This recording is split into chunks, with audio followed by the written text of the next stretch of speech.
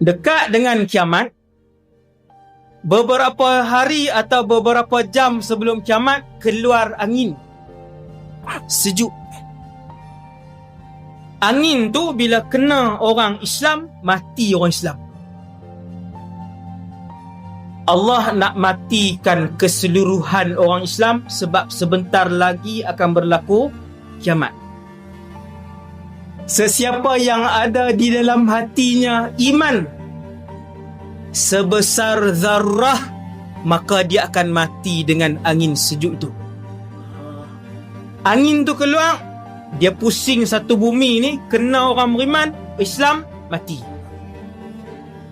Kalau tak mati, bermaksud orang itu besar zarrah pun tak ada iman dalam hati dia. Zarrah ni tak boleh ditengok dengan mata kasar, tidak dapat dilihat dengan mata kasar. Yang tengok kiamat hanya kafir totok sahaja, kafir original sahaja yang melihat kiamat. Sesiapa yang menyaksikan kiamat, ketahuilah dia adalah penduduk neraka Jahannam yang kekal dan takkan keluar selama-lamanya. Hati-hati. Hari ni ada 7 bilion orang.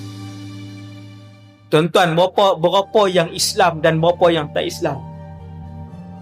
7 bilion, 5 tak Islam, 2 saja Islam.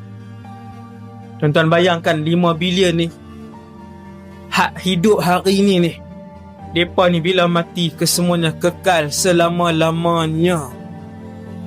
Khalidina fiha. Boleh bayang tak?